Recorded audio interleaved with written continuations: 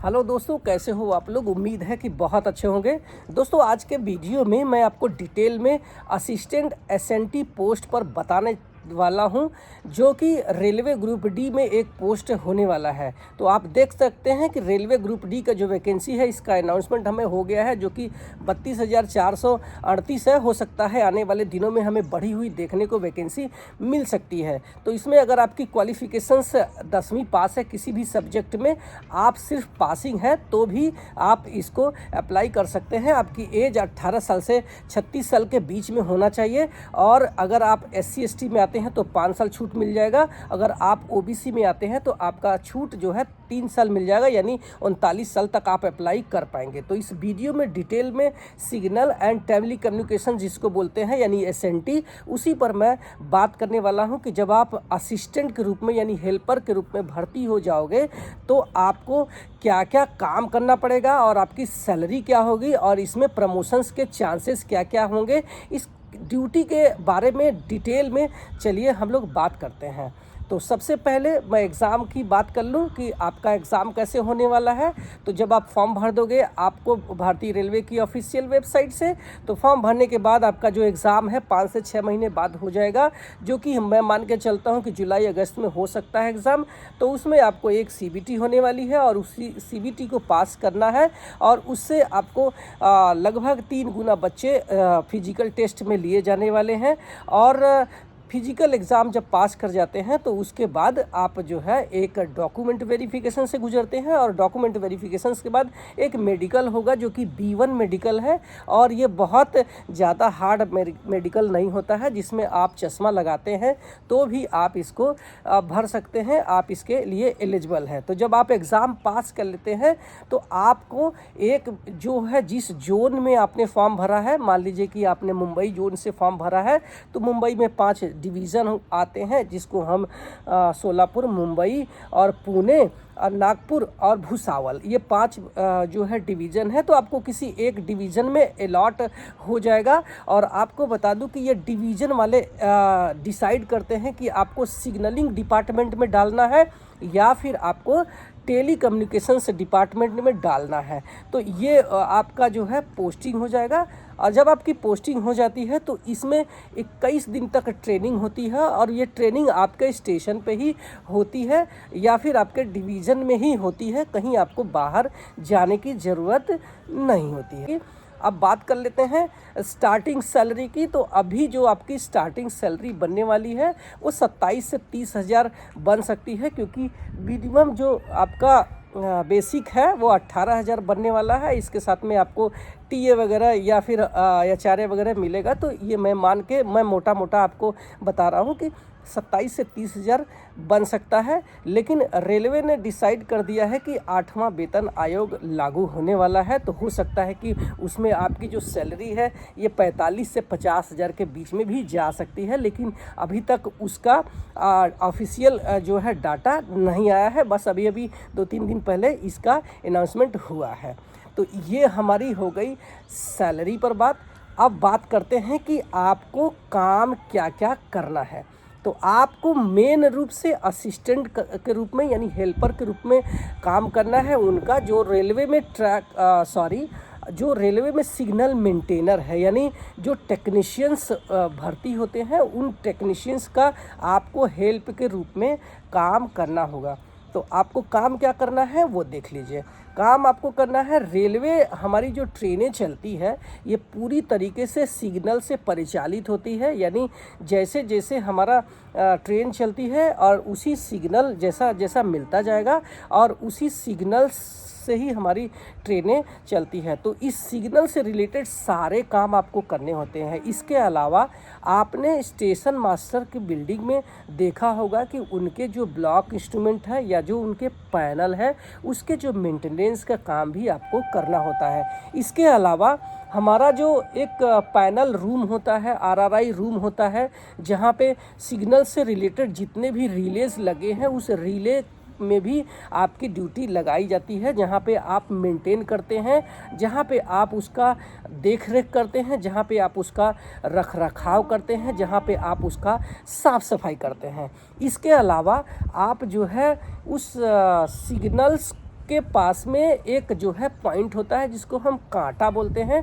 उस कांटे के पास में एक मोटर पॉइंट होता है। पहले एक मैनुअल होता था जिसके लिए पॉइंट्समैन लोग डिसाइड होते थे कि वो पॉइंट को लगाते थे तो सिग्नल आता था, लेकिन अब ये मोटर पॉइंट के जरिए ऑपरेट किया जाता है। तो ये मोटर पॉइंट को बिठाना और इसका जो है मेंटेन करना, इस पे ऑयलिंग ग्रीसिंग करना, इसके अलावा इस ट्रैक पर आपको एक होल करना ताकि उस होल के जरिए एक केबल लगाई जा सके ताकि वो सिग्नल आ सके। तो ये सारे काम जो है सिग्नलिंग डिपार्टमेंट का है। लेकिन इसके अलावा एक जो है टेली कम्युनिकेशंस का डिपार्टमेंट है जो कि आपको डिवीज़न अलॉट करता है कि आपको सिग्नल डिपार्टमेंट दिया जाए या फिर टेली कम्युनिकेशंस डिपार्टमेंट दिया जाए। तो टेली कम्युनिकेशंस की बात करूँ तो इसमें रेलवे के जितने भी टेलीफोन्स है, केबल है, वायर है, या फिर आपने सीसीटीवी कैमरा देखा होगा स्टेशनों में, इनके मेंटेनेंस करना, इसको फिटिंग करना, ये सारे काम टेक्नीशियंस या जेई वगैरह करते हैं। आपको उनके हेल्प के रूप में रहना होगा। ये एक टीम वर्क है, आपको अकेले काम करना नहीं है। इसके अलावा रेलवे स्टेशन पर ही आपने देखा होगा कि डिस्प्ले लगे हैं, वो सारे डिस्प्ले का जो है मेंटेन करना और उनको नया बिठाना, ये आप लोगों का ही काम होता है। तो जहाँ तक मुझे लगता है कि जब आप एसएनटी डिपार्टमेंट में भर्ती होते हैं तो जहाँ पर सिग्नल वाला जो पोस्ट है ये थोड़ा हेडक वाला काम है, क्योंकि हमें जैसे सिग्नल ख़राब होता है वैसे ही आपको भाग के स्टेशन जाना होता है, लेकिन तुरंत आपको वहाँ पहुँचना होता है क्योंकि हमारी ट्रेनें सिग्नल से परिचालित होती है। और वही जो टेली कम्युनिकेशंस डिपार्टमेंट है ये हमारा रिलैक्स वाला काम है, जहाँ पे आपको बता दिया कि रेलवे के सीसीटीवी कैमरा, स्टेशन के टेलीफोन्स, वायर्स और इनके जो है केबल्स और इनके जो है डिस्प्ले पर काम करना होता है। तो मुझे लगता है टेली कम्युनिकेशन डिपार्टमेंट ज़्यादा बेटर होगा। अब बात करते हैं कि ये पोस्ट गर्ल्स के लिए अच्छा है क्या, तो मैं आपको बता दूं कि अगर आप गर्ल्स हैं तो मुझे लगता है कि ये पोस्ट आपको चुन लेना चाहिए, जिसमें अगर आपको टेली कम्युनिकेशन डिपार्टमेंट मिल जाता है तो उसमें ज़्यादा जो है काम का बोझ नहीं है जो कि टेली सिग्नल डिपार्टमेंट में है। अच्छा, इसमें ड्यूटी का टाइमिंग बता देते हैं कि कितना आपको ड्यूटी का टाइमिंग होगा।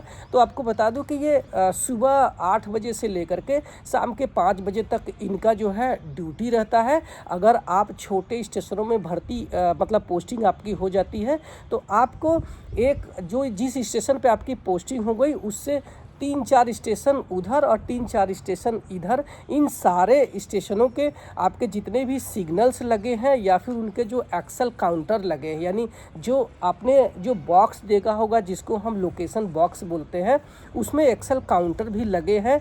और उस एक्सेल काउंटर का काम ही यही है कि स्टेशन से अगर कोई गाड़ी गई तो उस ट्रेन के जो है एक्सेल को काउंट करके ये बताता है कि ये इस स्टेशन से चली गई है, और अगले स्टेशन पे भी एक एक्सेल काउंटर लगाए जाते हैं। तो उसमें भी आपको यही जो व्हील के पहिए हैं इसको काउंट करके बताता है कि पूरी की पूरी ट्रेन आ चुकी है, जो कि सेफ वर्किंग है। तभी स्टेशन मास्टर अगले ट्रेन को लाइन कर देता है, यानी अगले ब्लॉक सेक्शन में भेजता है। तो उस जो एक्सेल काउंटर है उसका भी आपको मेंटेनेंस करना होता है। तो इनकी जो ड्यूटी है सुबह 8 बजे से लेके 5 बजे तक होती है, लेकिन ऐसा नहीं है कि आपको पूरा दिन भर उसी में काम करना है।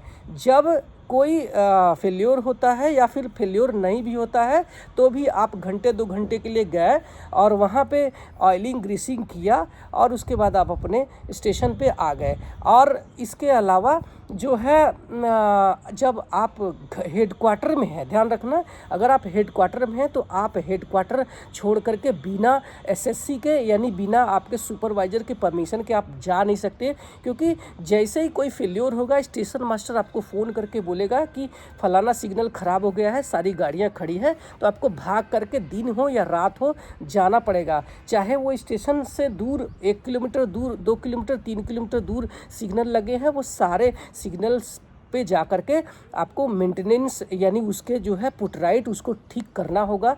तो ये आपका ड्यूटी है। अब बात करते हैं इसके प्रमोशंस के बारे में। तो आपको बता दूं कि इसमें 2 टाइप का प्रमोशंस होता है, जिसको हम, एक तो होता है डिपार्टमेंट एग्ज़ाम से मतलब, और एक होता है कि जीडीसी एग्ज़ाम, डिपार्टमेंटी एग्ज़ाम ही होते हैं, लेकिन एक होता है सीनियरिटी बेस पर और दूसरा होता है एग्ज़ाम बेस पर। तो एग्ज़ाम बेस पर 2 टाइप के जो है पोस्टिंग होती है, प्रमोशन होता है। पहला है जीडीसीई, जिसको हम जनरल डिपार्टमेंट कॉम्पिटिटिव एग्जामिनेशन बोलते हैं। इसकी वैकेंसी थोड़ा लेट आती है, कम आती है, लेकिन जैसे ही वैकेंसी आती है आप डे 1 से आप लेवल 1 यानी ग्रुप डी का जो पोस्ट है ये लेवल 1 है, इससे आप डायरेक्ट लेवल 5 की पोस्ट, चाहे वो ट्रेन मैनेजर है, चाहे स्टेशन मास्टर है, चाहे एएलपी है, चाहे टेक्नीशियंस है, चाहे आप जेई है, उन सारे पोस्ट पर आप जा सकते हैं। डे 1 से ही जा सकते हैं, बट आपके पास क्वालिफिकेशंस होना चाहिए। उसका इसके अलावा आप चाहे तो एलडीसीई यानी लिमिटेड डिपार्टमेंट कॉम्पिटिटिव एग्ज़ाम से भी आप उस डिपार्टमेंट में जेई बन सकते हैं, और उसके लिए आपको मिनिमम 3 इयर्स का सर्विस होना ज़रूरी है। लेकिन आप उसी डिपार्टमेंट में यानी एसएनटी डिपार्टमेंट में ही जेई बनने वाले हैं। और आपको बता दूं कि उसमें आपको क्वालिफ़िकेशन से इम्पॉर्टेंट नहीं है, आप 12th मैथ साइंस से भी है यानी फिजिक्स मैथ से है तो भी आप जेई बन सकते हैं। तो ये एक वीडियो हमारा एसएनटी पर था, और आपको अगर कोई डाउट है तो इस कमेंट सेक्शन में पूछना, आपका कमेंट का रिप्लाई करूँगा। इसके अलावा आप चाहे तो मुझे इंस्टाग्राम में भी मैसेज कर सकते हो, मैं वहाँ भी रिप्लाई करता हूँ। मिलते हैं किसी और वीडियो में आपके किसी और टॉपिक के साथ में, तब तक के लिए थैंक यू सो मच।